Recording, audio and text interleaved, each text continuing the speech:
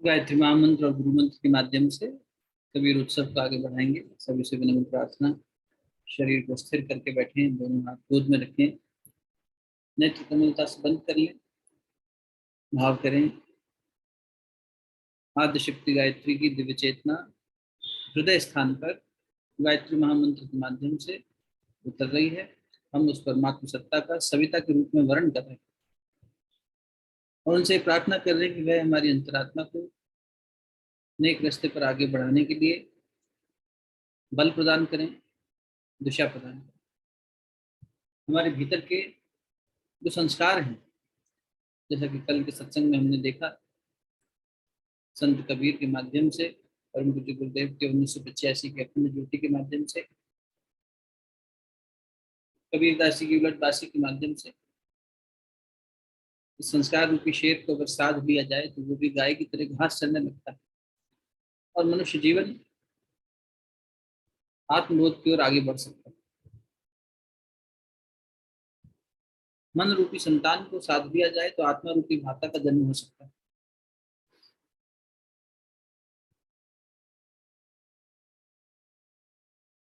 जीवन में संस्कारों को अगर सही दिशा प्रदान कर दी जाए तो हाथी के समान लगने वाला ये संसार भी,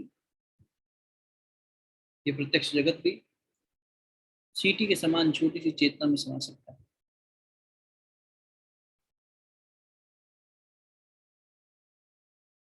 माया रूपी पहाड़ देखते ही देखते हवा में उड़ सकता है, अर्थात साधक के ऊपर से माया का प्रभाव जैसे हवा का झोंका आए और सब अस्तित्व बदल जाए, ये सब संभव है गुरु के मार्गदर्शन से, गायत्री की चेतना से सब संभव।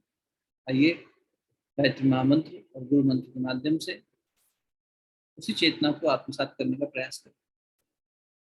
ओम भूर्भुवः स्वः तत्सवितुर्वरेण्यं भर्गो देवस्य धीमहि धियो यो नः प्रचोदयात्।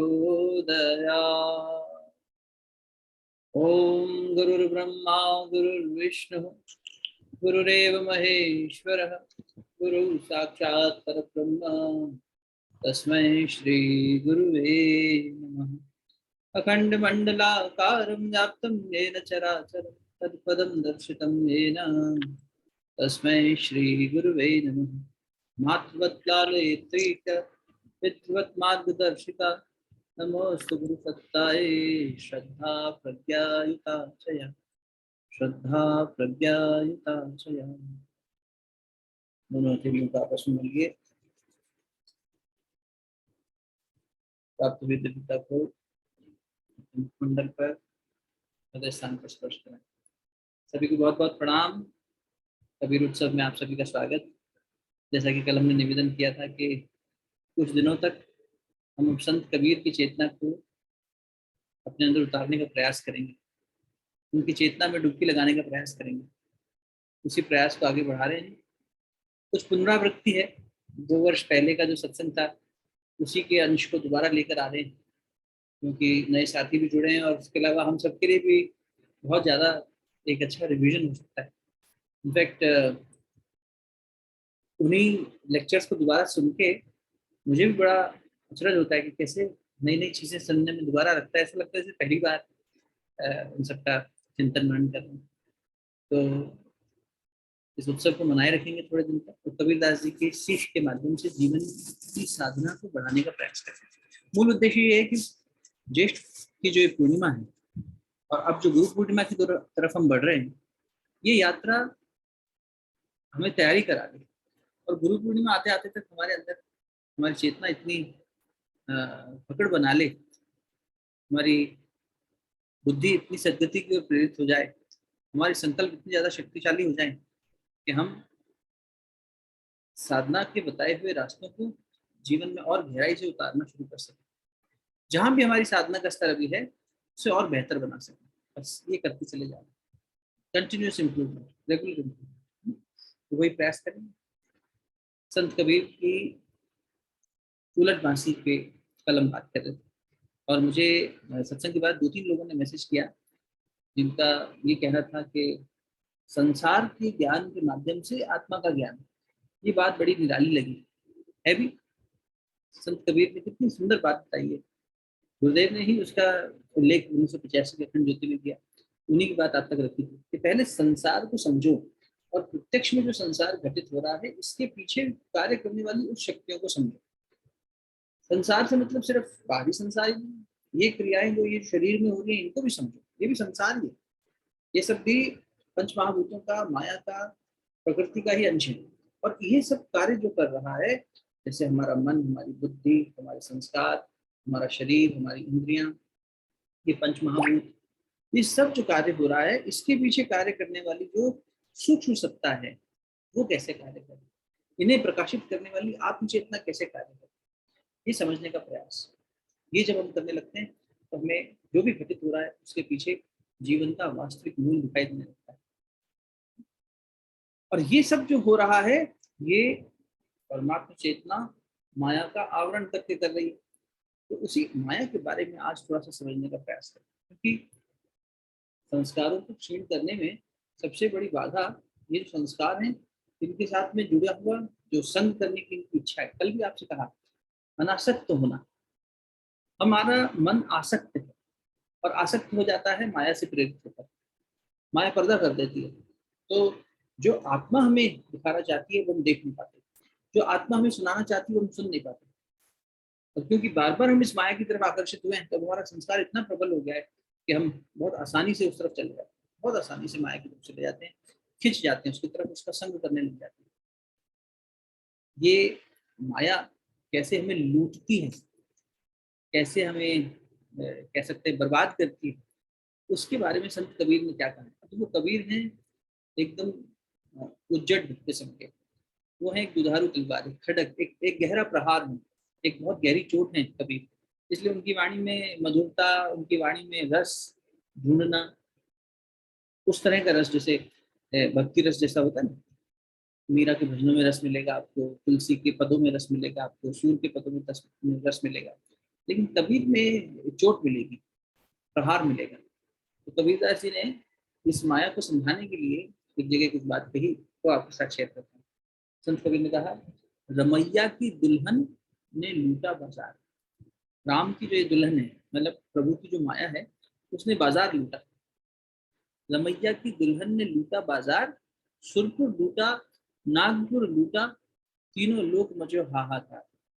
सुरपुर यानी देवताओं का जो नगरी है, और नागपुर पाताल लोक के लिए हो गया, तो स्वर्ग हो गया, पाताल हो गया, सब कुछ तीनों लोगों में हाहाकार मच गया, क्योंकि रमैया की दुल्हनिया ने लूटियो बाजार। ब्रह्मा लूटे, महादेव लूटे, नारद मुनि को पड़ी पछाड़। ब्रह्मा के लिए कहा जाता है कि वो अपनी पत्नी, और कहीं कहीं ऐसा कहा जाता है कि सरस्वती उनकी बेटी के रूप में भी है, बेटी के प्रति आकर्षित हो गए। माया देखो कैसे आकर्षण पैदा करती है, कैसे भ्रम पैदा करती है। ब्रह्मा लूटे, महादेव लूटे। महादेव का जब सती और उनका प्रसंग आता है तो वहां भी देखते हैं कि वो सती के शव को लेकर हाहाकार मचा दिया उन्होंने सारी जगह। तो माया कैसे कार्य कर रही है। सुरपुर लूटा, नागपुर लूटा, तीनों लोक मचो हाहाकार, और ब्रह्मा लूटे, महादेव लूटे, नारद मुनि को पड़ी पछाड़। रमैया की दुल्हनिया ने लूटो बाजार। कवि है एक तरह के, कहाँ से पकड़ लाते हैं बात। एक ऋषि थे, श्रृंगी ऋषि, उनको उनके विवाह करवा दिया। तो उसके लिए कबीरदास कहते हैं, श्रृंगी को भृंगी कर डाली, श्रृंगी को भृंगी कर दिया, पाराशर को उदर विदार। पाराशर नाम का एक देवता था, उसका उदर यानी उसका पेट जो है उसको फाड़ दिया माया ने। कंफू को चिदकाशी लूटे, लूटे जोगेश्वर करत विचार, हम तो बच गए साहब दया से।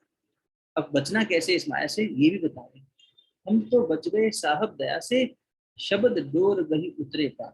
शब्द डोर, हमने भगवान के नाम का जो शब्द है ना, उसकी डोर को पकड़ लिया, हरि कीर्तन करते रहे, भगवान का नाम जपते रहे, तो उनकी दया से, उनकी कृपा से हम उनके करुणा के पात्र बन गए और बच गए। हम तो बच गए साहब दया से, शब्द डोर गही उतरे पार, कहत कबीर सुनो गई साधु, इस ठगनी से रहो होशियार, माया से होशियार रहो।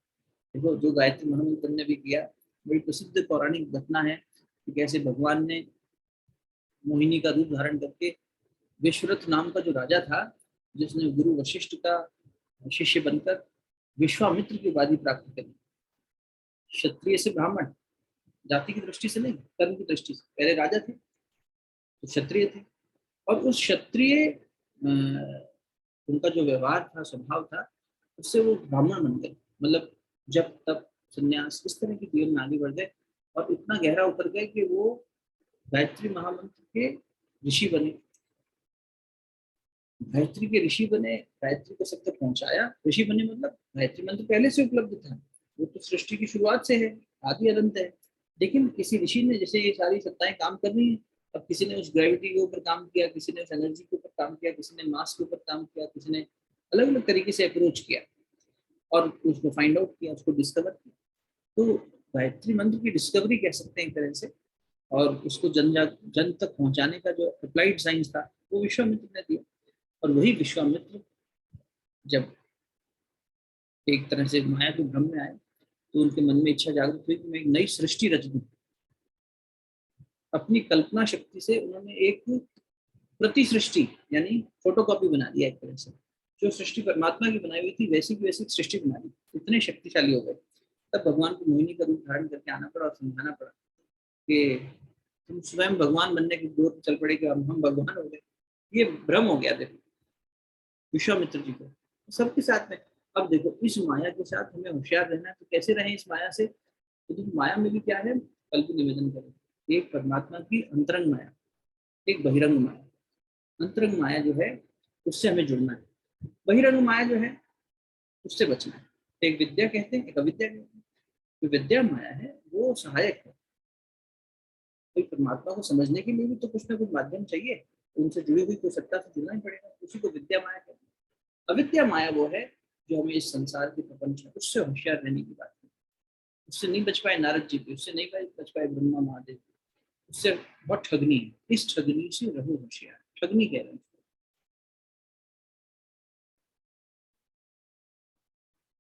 और उससे होशियार रहने का तरीका एक ही है, परमात्मा के नाम का कीर्तन करें, परमात्मा के नाम का चिंतन करें, उनका स्वाध्याय करें, मनन चिंतन करें, तो निश्चित रूप से हम इस स्थिति में पहुंच सकते हैं जहाँ पर हमारे अंदर बार बार जो ये, और ये कितनी ठगनी है देखो कि हम लोग भ्रम में जीते हैं, पूरा जीवन हम भ्रम में जीते हैं। भ्रम इतना गहरा कि कबीरदास जी ने भ्रम के ऊपर चोट करते हुए कहा है कि तुम सब झूठे हो, तुम झूठा जीवन जी रहे हो। हम सोचेंगे नहीं हमारा जीवन सच्चा है, हम पूरी ईमानदारी से अपनी साधना करते हैं, पूरी ईमानदारी से जिम्मेदारियों का निर्वहन करते हैं, जीवन के प्रति अपना समर्पण करते हैं, हम तो आदर्शों का पालन करते हैं। कितना ज्यादा हमारा अपने बारे में ऐसा विश्वास कई बार बन जाता है। साधना पथ पे ना भी कोई इतना ज्यादा अग्रसर हो तो भी उसे लगता है मैं सांसारिक जीवन अच्छे से जी रहा हूँ, सबको मिला जुला के रह रहा हूँ, सब ठीक से जी रहा हूँ। लेकिन इस बात पर कबीरदास जी ने हमें चिताया। एक छोटा सा भजन सुनते हैं, रिकॉर्डेड भजन है, वंदना की आवाज में ही है, और कबीरदास जी के लिखे हुए पद हैं। उनको कबीरदास जी कहते हैं कि तुम इतने झूठे हो, तुमने सारा जन्म अपना जो है झूठा गंवा दिया। वो पहले सुनते हैं, फिर उसकी व्याख्या भी समझेंगे और फिर देखेंगे कि कबीरदास जी क्या कहना चाह रहे हैं। छवि मैं भी प्ले कर रहा हूँ, तो मुझे बस इस पे डाल देना चैट पे कि आवाज स्पष्ट आ रही है। भजन को सुनिए, कबीरदास जी का पद। नर तुम झूठे जन्म गवाया, झूठे का कोई अंत न पाया। नर तुम झूठे जन्म गवाया, झूठे का कोई अंत न पाया। झूठे के घर झूठा आया, झूठे ते परिछाया। झूठे के घर झूठा आया, झूठे ते परिछाया। झूठे हरी झूठे भोजन, झूठे सब खाया। झूठे हरी झूठे भोजन, झूठे सब खाया। जन्म गवाया, झूठे का कोई अंत न पाया।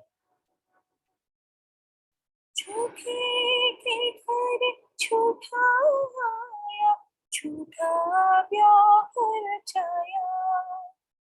झूठे के घर झूठा आया, झूठा ब्याह रचाया। झूठा देखा झूठी दुल्हन, झूठी ब्याह आया। झूठा देखा झूठी दुल्हन, झूठी ब्याह आया। अभी तुम झूठे जन्म गवाया, झूठे का कोई अंत न पाया। झूठे नर सब झूठी नारी, झूठा बालक आया। झूठे नर सब झूठी नारी, झूठा बालक आया। झूठी छाती झूठी कोठी, झूठा दूध पिलाया। झूठी छाती झूठी कोठी, झूठा दूध पिलाया। झूठे जन्म गवाया, झूठे का कोई अंत न पाया। सच कहूँ मैं झूठ न बोलूं, साची को झुठलाया। साची कहूँ मैं झूठ न बोलूं, साची को झुठलाया। काहे कबीर सोई जन साजा, अपनी माही समाया। काहे कबीर सोई जन साजा, अपनी माही समाया। अभी तुम झूठे जन्म गवाया, झूठी का कोई अंत न पाया। अभी तुम झूठे जन्म गवाया, झूठे का कोई अंत न पाया।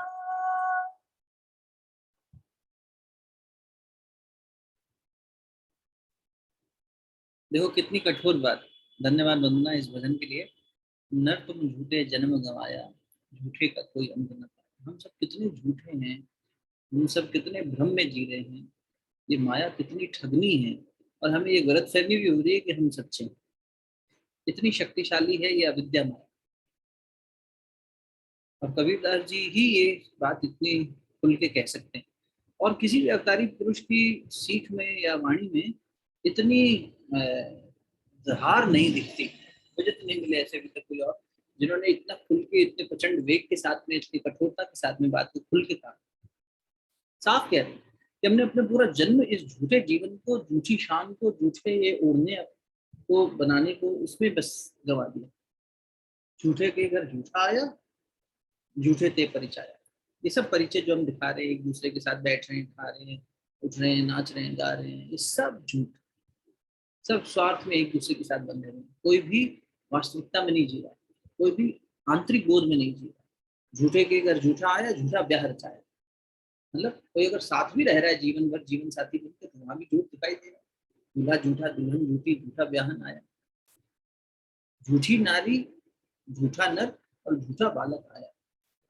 झूठी छाती, झूठी कोखी, झूठा दूध पिलाया।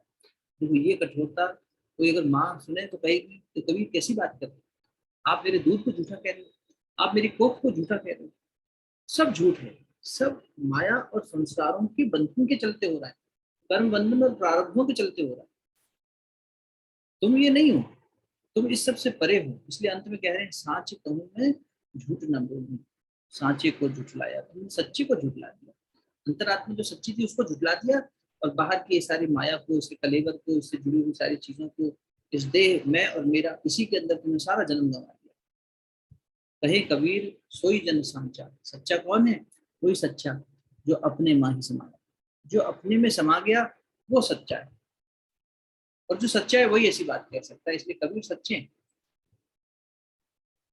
अपने ही भीतर समाकर अगर तुम खुद को जानोगे, कोई बात जो कल से कह रहे हैं बार बार, आत्मा की तरफ चलो, इस ठगनी माया से बचो।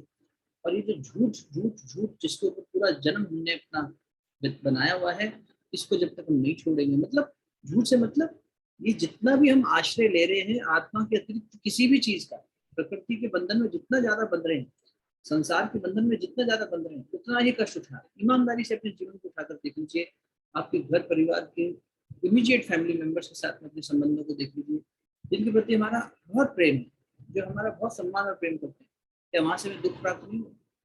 क्या वहां से हमारा जो मैं मेरापन है वो हमें दुख नहीं दे रहा? वो व्यक्ति दुख का कारण नहीं है, हम ही अपनी अपेक्षाओं से, अपने संस्कारों से रोज मार, वही शेर जो कल बात हो रही थी, संस्कार रूपी शेर हमारा चीरफाड़ रोज कर रहा है, रोज हमें आहत कर रहा है, रोज हमारा अस्तित्व लहूलुहान हो रहा है। लेकिन हम इस झूठी माया के बंधन से छूटना नहीं चाह रहे, और छूटने का तरीका सिर्फ यही है कि अपने में समा जाओ, और अपने में समाने का मतलब परमात्मा में समा जाओ। इसलिए हम तो तर गए हरि की दया से, हम तो उनकी दया से उनके नाम शब्द को पकड़ के, और उनकी दया हो गई, उनका नाम कीर्तन करते हुए उसकी डोर को पकड़ के आगे बढ़ गए। है ना संत कबीर में वही बात है।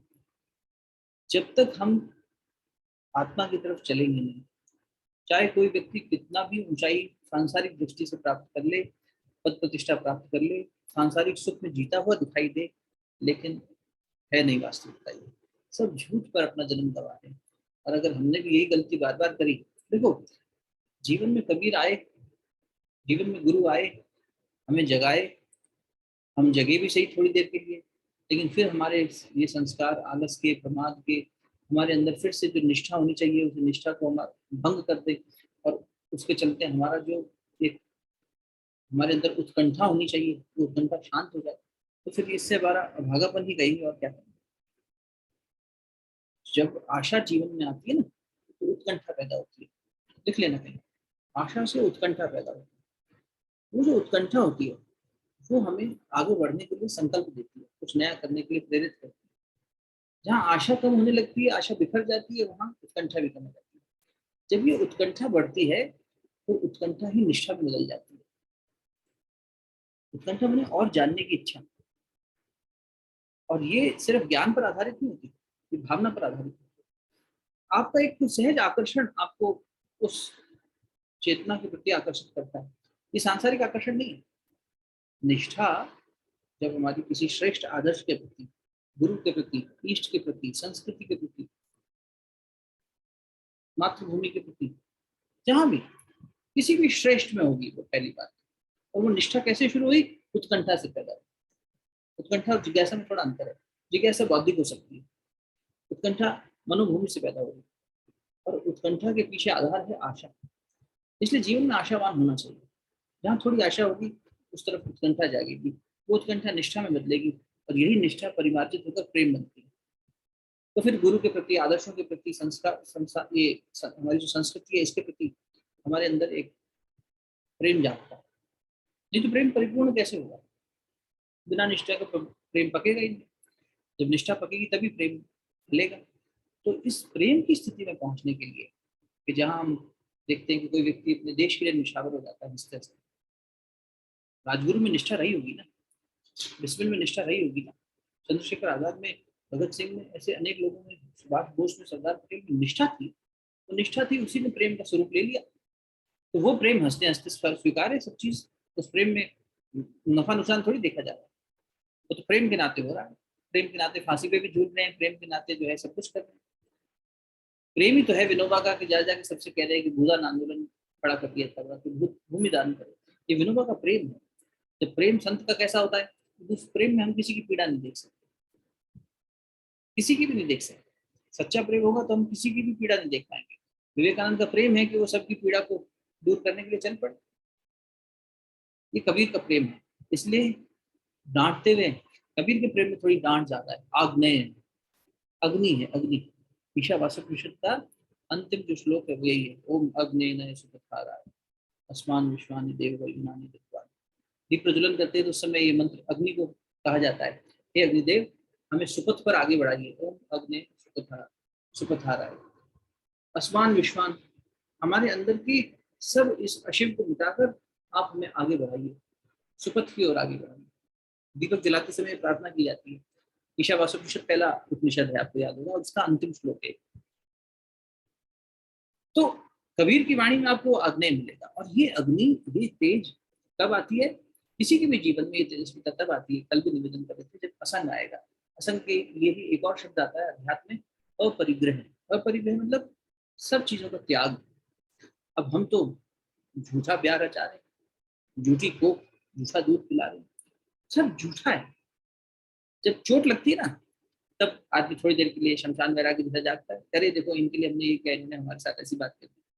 चोट लगती है, ठोकर लगती है, तब समझ में आता है। तो ये जितना भी सब हो रहा है, ये सब झूठ करा रहे हैं, ये जन्म गंवा रहे हैं।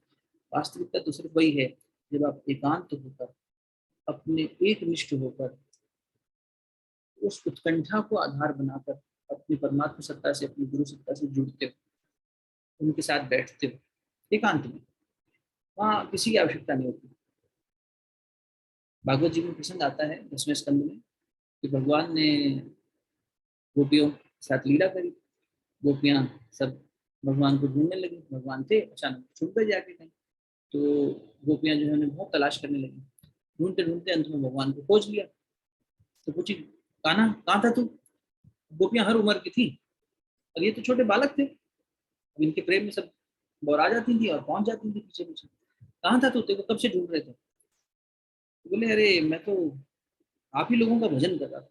झूठ बोलता है, हम लोग तेरे को वहां ढूंढ रही थी, तो कह रहा छुपके यहाँ भजन करता है। भगवान संकेत कर रहे हैं लीला के माध्यम से।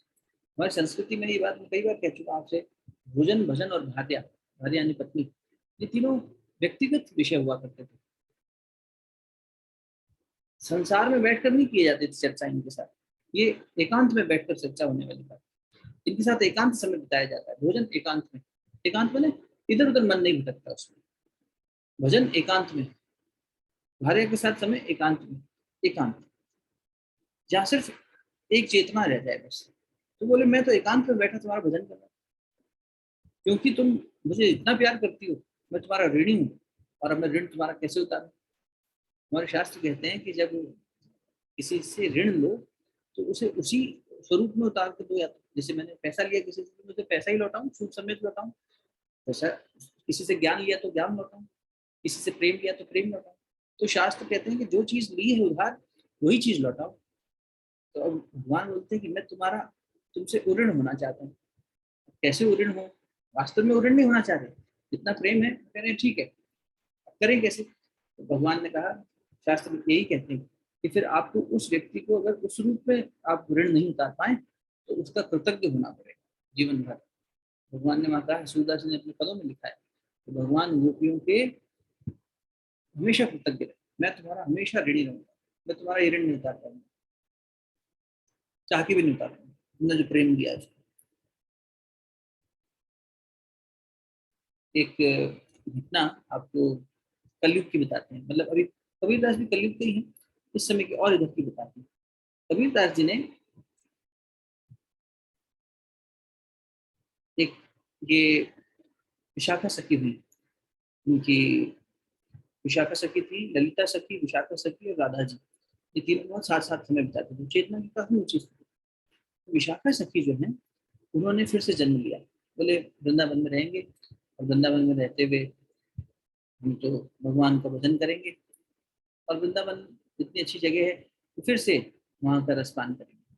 तो उन्होंने, विशाखा सखी जी ने हरिराम व्यास जी के रूप में फिर से जन्म लिया। हरिराम व्यास जी वृंदावन ब्रज की तरफ अगर आप जाएंगे तो अभी कुछ वर्ष पहले तक थे, तो उन्हें जो है अवतार माना गया है विशाखा सखी जी का। और उनके साथ में उन्हीं के गुरु भाई के रूप में जो एक और महान संत आए ब्रज भूमि पर, उनका नाम था नित हरिवंश महाप्रभु जी। तो हरिराम व्यास जी जब ध्यान करने बैठते थे, व्यास जी को जुगल सरकार दिखाई देती थी। जुगल सरकार बोलते हैं राधा रानी जी और कृष्ण जी के, उसके दोनों एक साथ दिखाई देते, तो वो रास करते हुए तुम्हें दिखाई देते, और बहुत सहज में उनका ध्यान लग जाता व्यास जी को। एक दिन चिंतन करते करते व्यास जी अपना ध्यान करने के बाद चिंतन कर रहे थे, परमात्मा का चिंतन और भक्तों का चिंतन। तो उनके मन में कबीरदास जी का चिंतन आया और उन्होंने सोचते सोचते बुद्धि देखो कहाँ लेके गई। माया बड़ी प्रबल है। विशाखा सखी, ललिता सखी, राधा रानी जी एकदम एक ही चेतना के अंश कहे गए हैं। जैसे राम लक्ष्मण भरत शत्रुघ्न एक ही चेतना चार हिस्सों में बढ़ गई, वैसे अब वहां उस स्थिति की चेतना फिर से जन्म ले रही है, लीला है। तो चिंतन करते करते कबीरदास जी के बारे में व्यास जी सोचे, कबीरदास जी के जीवन में ब्रज का रस नहीं आया। तो ब्रज भूमि में रस है, इस रस का पान नहीं कर पाए। बाकी तो ठीक है, उन्होंने बहुत कुछ किया कबीरदास जी ने, लेकिन मुझे लगता है कि ऐसा उनका मन में चल रहा है संवाद खुद से। अब ये जैसे ही उनके मन में आया तो जो युगल सरकार का स्वरूप उन्हें दिखाई देता था, तो ध्यान करने बैठे और वो ध्यान में नहीं, वो उनको एक साक्षात दर्शन होते थे। दर्शन नहीं हुए तो बड़े व्यथित हो गए, कहते हमारी साधना में क्या कमी रह गई, क्या बात हो गई। तो उन्होंने अपने गुरु भाई से पूछा, हरिवंश महाप्रभु से, कि ऐसा ऐसा हो रहा है, मैं रोज ध्यान करने बैठता हूँ लेकिन आज ध्यान करने बैठ रहा हूँ, बार बार कोशिश कर रहा हूँ लेकिन मुझे युगल सरकार के दर्शन नहीं हो रहे। इतने सहज दर्शन हो जाते थे परमात्मा के, अब नहीं हो रहे। भगवान खुद कह रहे हैं कि भागवत जी में कि मुझे भक्त का अपराध सहन नहीं है। भक्त का अपराध कोई भी अपराध कर ले, अर्जुन गीता जी में कहा है, लेकिन भक्त का अपराध मैं नहीं सहन कर सकता। मेरे भक्त का अपमान मैं नहीं सहन कर सकता, और भक्त के अपमान होने पर मैं क्षमा भी नहीं कर सकता हूँ। ये अधिकार मैं अपने पास नहीं रखता हूँ, ये अधिकार मैं भक्त को ही दे देता हूँ। हमसे जिस भक्त का अपराध हो, हमें उस भक्त से ही क्षमा मांगनी। कि हम सोचें भगवान से क्षमा मांग लेंगे, नंगे पैर चल लेंगे, माला जप लेंगे, उपवास कर लेंगे, इतनी देर पानी के अंदर खड़े रहेंगे, उससे कुछ नहीं होने वाला। जिस भक्त के प्रति हमारे मन में अपराध भाव आया है, उस भक्त से ही क्षमा मांगनी पड़ेगी। तो हरिवंश महाप्रभु जी ने हरिराम व्यास जी से कहा, तुम्हारे मन में कहीं कोई दूषित विचार आ गया क्या? कोई भक्त का अपराध तो नहीं कर लिया तुमने? चिंतन करने लगे, बताए, बोले हाँ कबीरदास जी के बारे में चिंतन हुआ था। बोले अब तुम फिर कबीरदास जी से ही क्षमा मांगो। तो उन्होंने कबीरदास जी से क्षमा मांगते हुए याचना लिखी, एक प्रार्थना लिखी, और बड़ा सुंदर पद है। मैं आपके साथ स्क्रीन शेयर करता हूँ ताकि आप भी साथ साथ पढ़ सकें। और बड़ा सुंदर पद है, उस पद को गाते गाते, पढ़ते पढ़ते, सुनते सुनते सोचिएगा कि कबीरदास जी क्या है। और उस पद के पूर्णता के रूप में एक बहुत सुंदर पद भगवान गाएंगे कबीरदास जी के लिए। वो बड़ा बड़ा सुंदर पद है, मैं आपके साथ शेयर करता हूँ। तो साथ में उसको गाएंगे, गुनगुनाएंगे, और उसके बाद ध्यान करेंगे आज।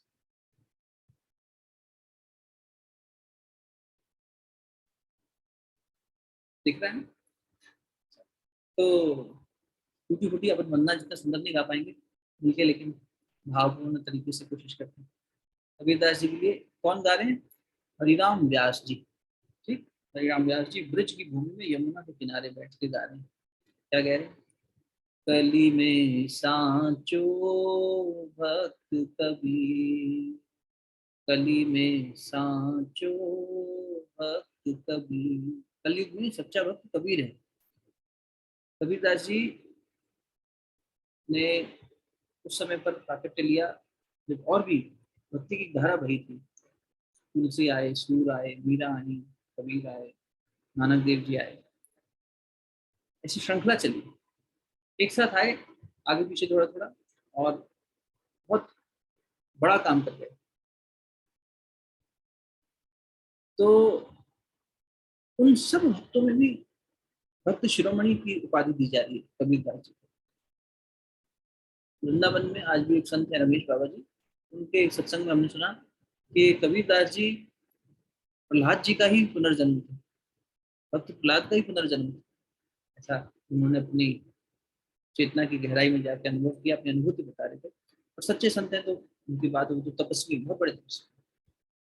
कली में सांचो भक्त कबीर, कली में सांचो भक्त कबीर, जब ते हरि चरणन रति उपजी, जब ते हरि चरणन रति उपजी, तब ते बुन्यो न चीर।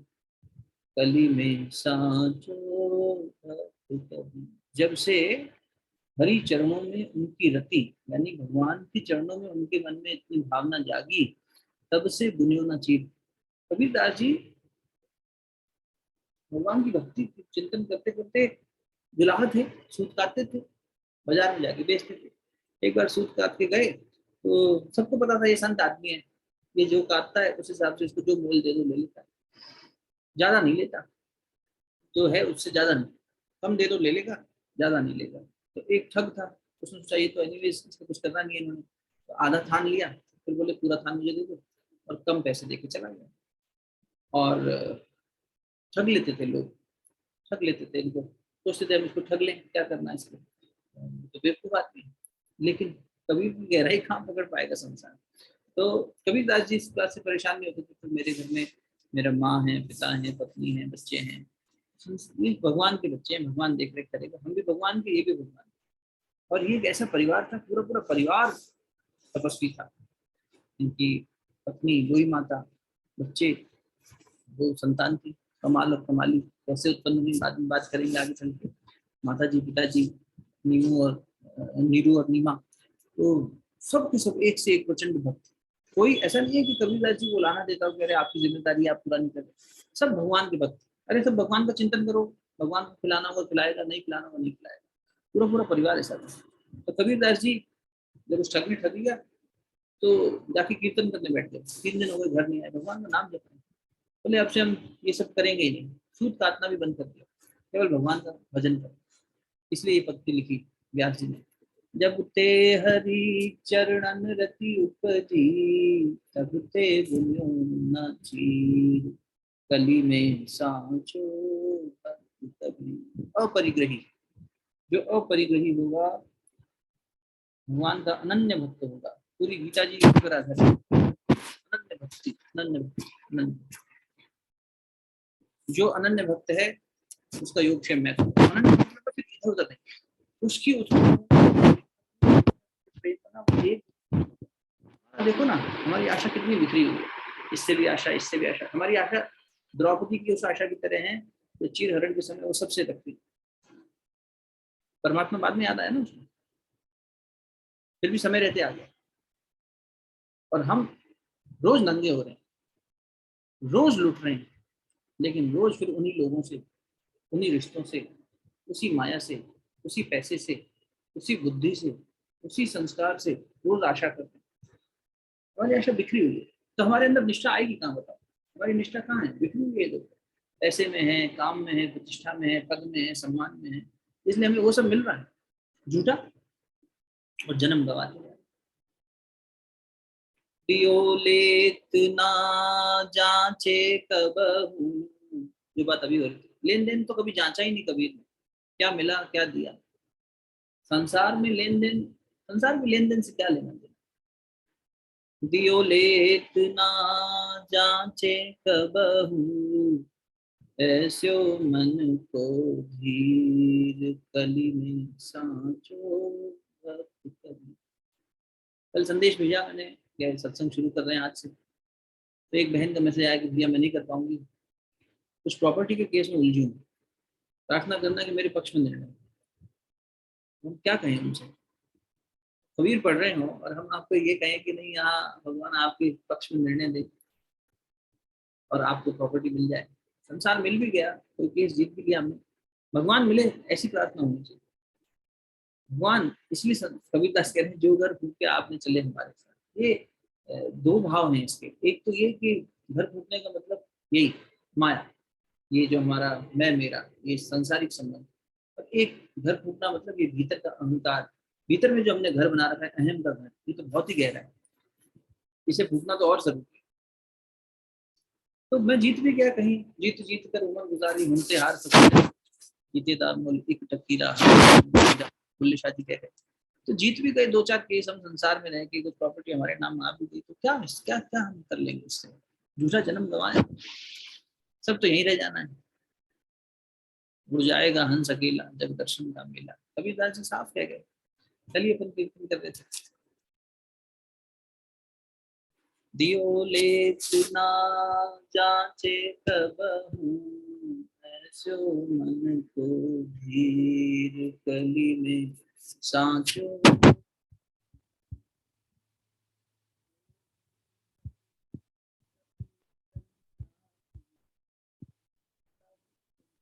जितने भी जोगी हुए, जति हुए, तपस्वी हुए, सन्यासी हुए, वो इतनी हमारे मन की पीड़ नहीं मिटा पाए जितनी कबीर ने मिटा दी। अब देखो ये कोई चापलूसी नहीं हो रही है कि हमारे को भगवान के दर्शन हो रहे थे, भक्त का अपराध हो गया तो हम क्षमा मांग रहे हैं, याचना कर रहे हैं, सिर्फ प्रशंसा नहीं कर रहे, सत्य उजागर कर रहे हैं और उस सत्य पर मोहर भगवान लगाएंगे। इसलिए अंत पद तक उठना।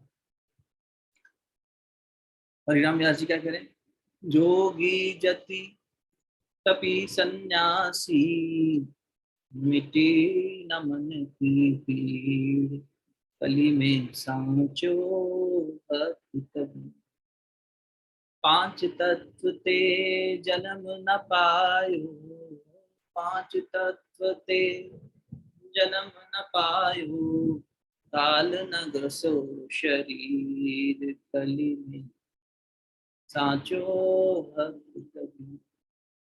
चैतन्य महाप्रभु और मीराबाई के बारे में भी यही है कि शरीर का ग्रास काल नहीं कर पाए, काल भी नहीं छुपाए, शरीर चले गए, लेकिन उनके जन्म की कहानी मिलती है।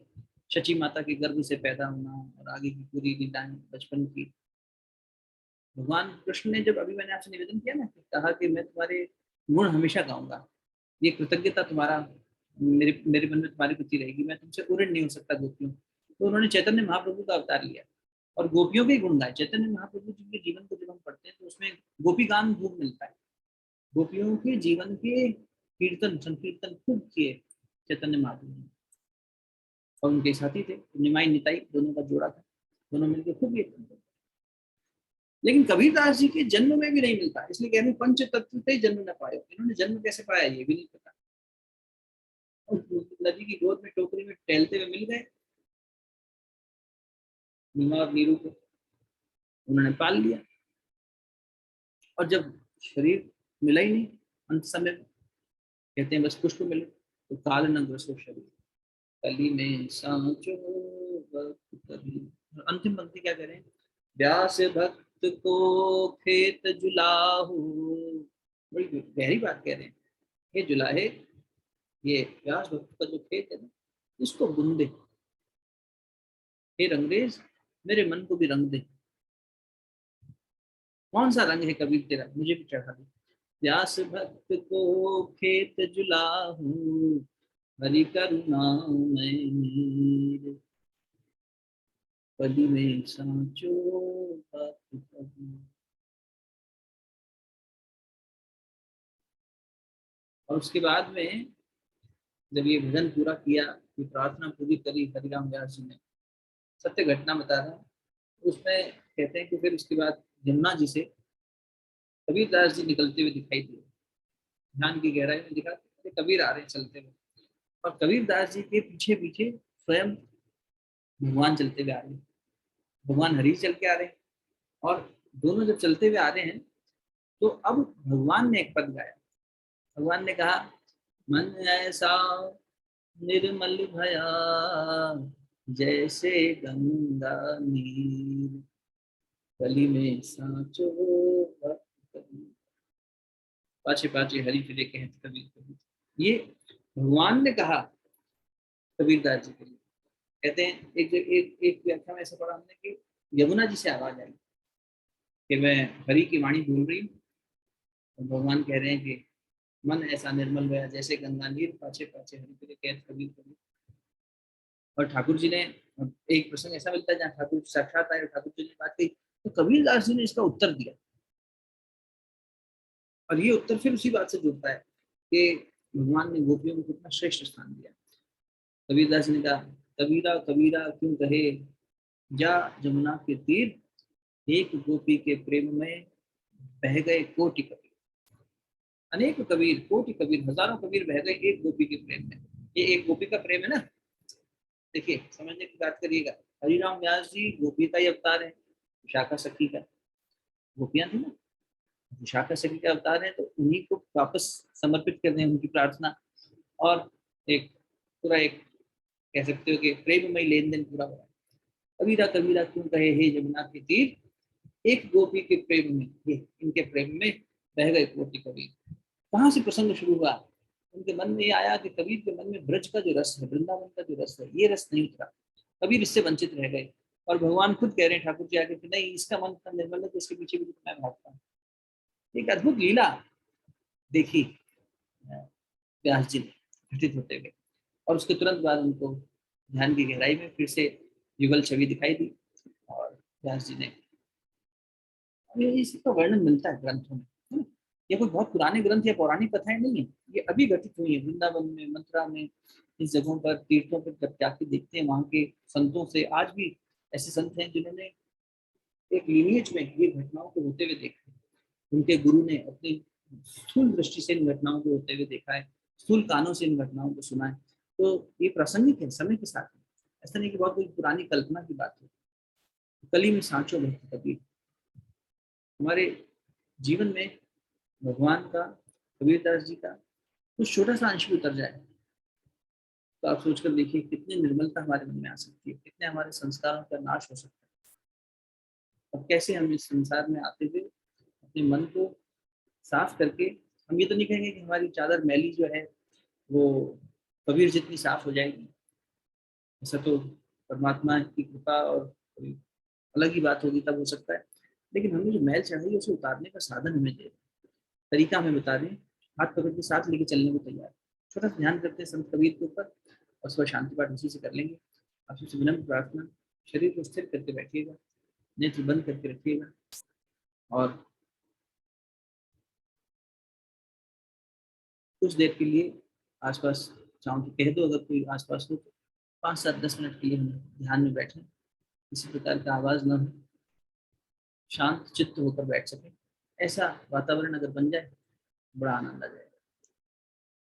नेत्र बंद कर लीजिए, शरीर को स्थिर कर लीजिए।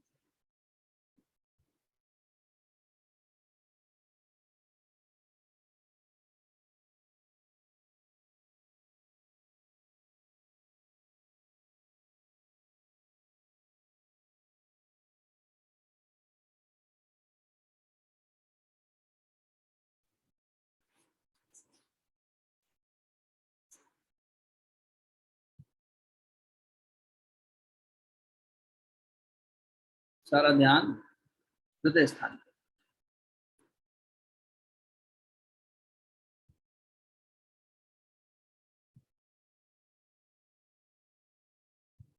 भावना करें आप अपने हृदय के द्वार पर बैठे, हृदय रूपी गुहा के द्वार पर आप बैठे,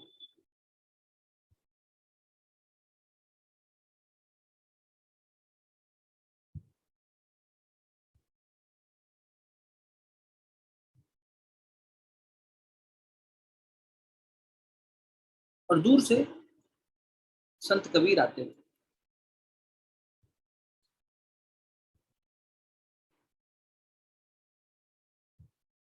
एक जुलाहा आता हुआ, जीवन का ताना बाना बुनता हुआ एक जुलाहा।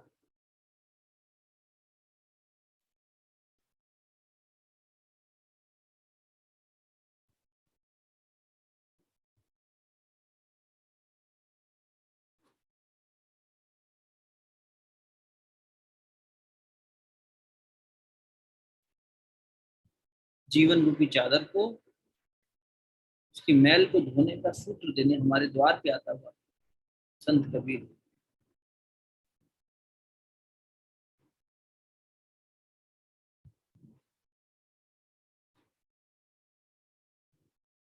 एक जुलाहा काते सूत बुनता जीवन का ताना बाना,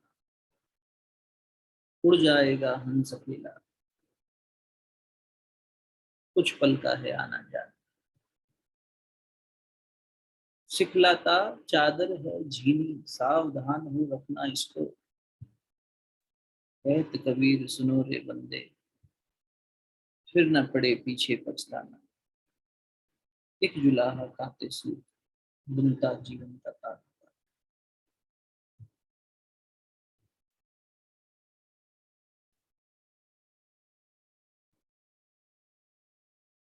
कहत कबीर रंग अबीर, चढ़ा ले मन अंबर पर,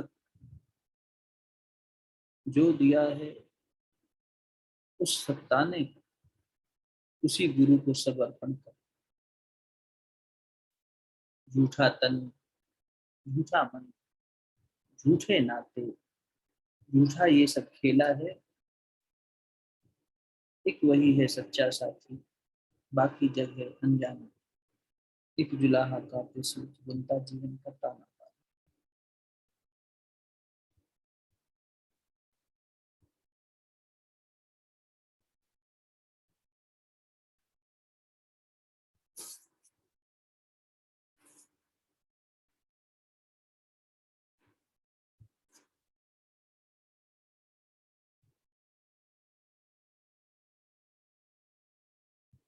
मन की चौखट पर आज कबीर आया है, आज एक संत आया है,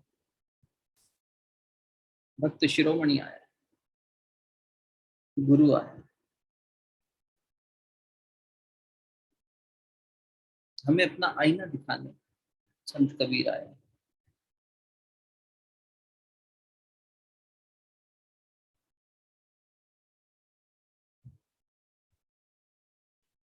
चौक पुराओ,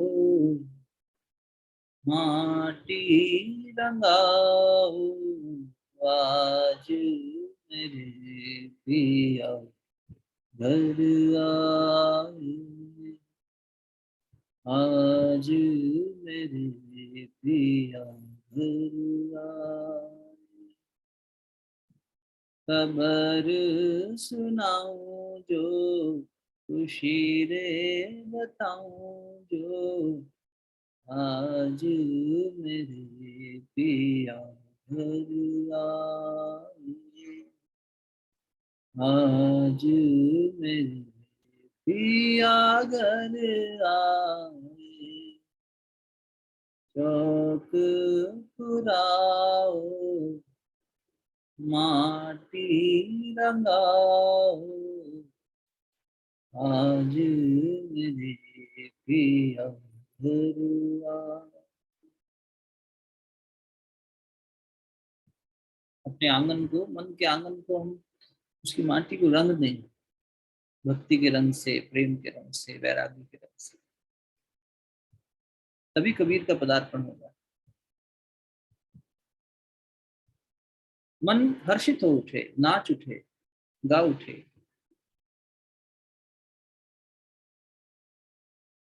मेरे पिया की सवारी आई है, मेरे गुरु की सवारी आई है। तेरी सखी मंगल गाओ री, धरती अंबर सजाओ री। उतरेगी आज मेरे पी की सवारी। औरी कोई काजल लाओ री, मोहे काला टीका लगाओ री। उनकी जब से दिखूं मैं तो प्यारी। लक्ष्मी जीवारू, नजर उतारो, आज मेरे पिया घर आए। आज मेरे पिया घर आए। चौक पुराओ, माटी रंगाओ, आज मेरे पिया घर आए। जब परमात्मा सत्ता पदार्पण करती है तो साधक के मन रूपी आंगन का क्या स्वरूप निखर के आता है।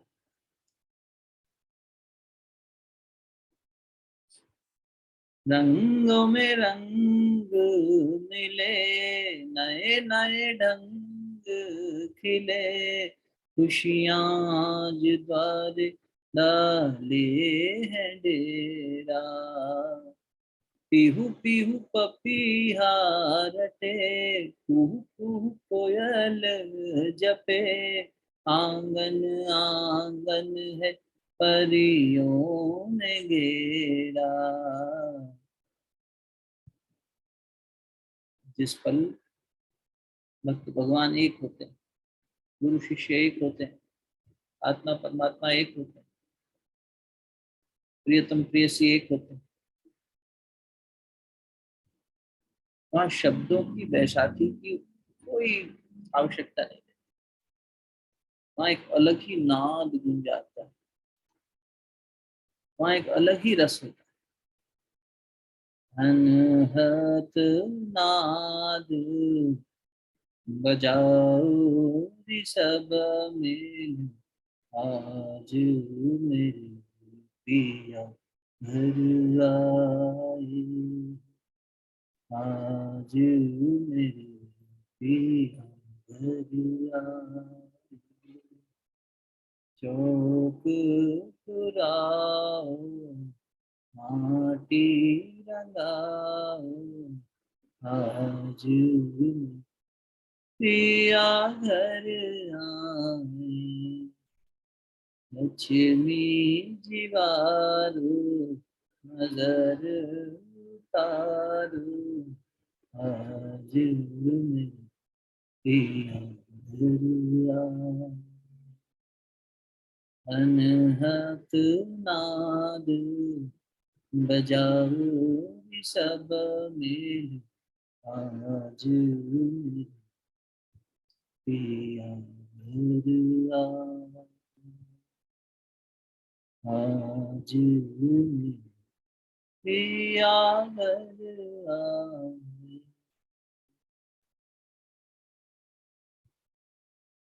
जब परमात्मा सत्ता घर आए, कबीर घर आए, तो उन्हें खाली हाथ तो नहीं भेज सकते।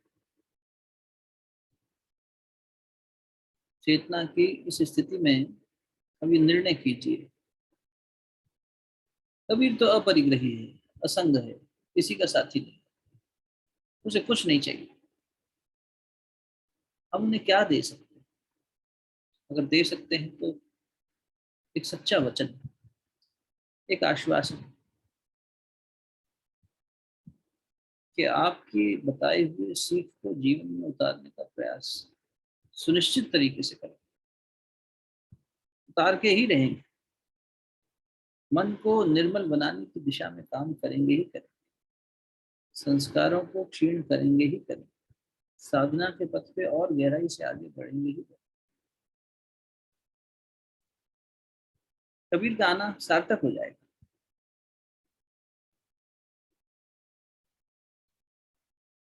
जैसे ठाकुर आए विवेकानंद के जीवन, जैसे दादा गुरु आए गुरुदेव के जीवन,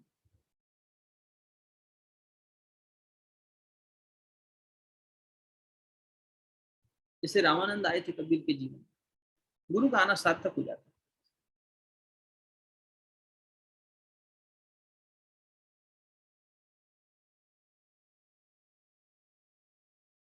बस यही अर्पण करते चले, हमारा सर्वस्व आपका, इदम नमः।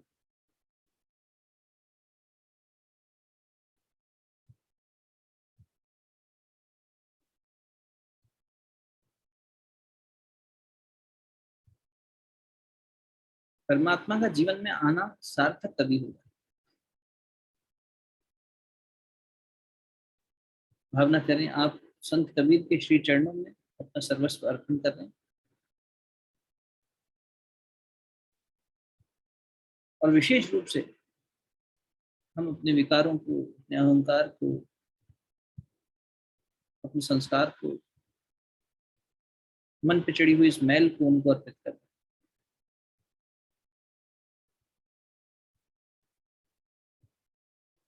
हे सूर्य के समान तपस्वी, अपने तप की ऊर्जा से हमारे विकारों को जला दो। भर्गो दिवस धीमहि धियो यो न प्रचोदयात्।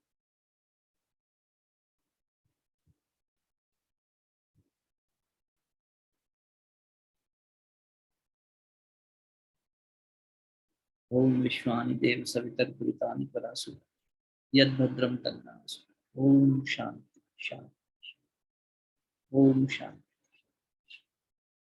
ओम शांति। समाप्त। शांति। दोनों हथेलियों को आपस में अच्छे से मिलिए, प्राप्त ऊर्जा को, दिव्यता को मुखमंडल पर हृदय स्थान पर स्पर्श कराएं, सामान्य अवस्था में आ जाए, नेत्र खोल लें। कल आगे की बात को आगे बढ़ाएंगे, संत कबीर के जीवन में उनके गुरु का आना। देखिए, हम सिर्फ कबीरदास जी के जीवन को उनके जन्म से और उनके पूरे शरीर को छोड़ने तक की लीला तक सीमित न रखते हुए उनके द्वारा दी हुई जो सीख है, उनके द्वारा कही हुई जो बातें हैं, उनकी मूल तक पहुंचने का प्रयास अपने अल्प बुद्धि से करने का प्रयास करते हैं, उसको उस रूप में आगे लेके चलेंगे। तो कई प्रसंग आएंगे कबीरदास जी के जीवन के, कई ऐसी लीलाएं आएंगी, इसलिए रोज उत्सव में आइए, सत्संग में बैठिए, लाभ लीजिए इसका। और कल हम देखेंगे कि संत कबीर के जीवन में उनके गुरु कैसे आए, गुरु रामानंद जी, और किस प्रकार आकाशवाणी हुई थी, कैसे फिर उसके बाद ये लीला बनी, फिर उसके बाद कैसी और घटनाएं घटित हुई। गुरु शिष्य का मिलन एक महान मिलन, तो वो गुरु शिष्य का मिलन कैसे हुआ, उससे आगे किस तरह से प्रतिफलित हुई वो चेतना एक दूसरे के साथ मिलने का, इस दिशा में आगे का क्रम बढ़ाएंगे। मिलते हैं फिर आगे के लिए, अभी के लिए आज्ञा दीजिए। शुभ रात्रि, प्रणाम।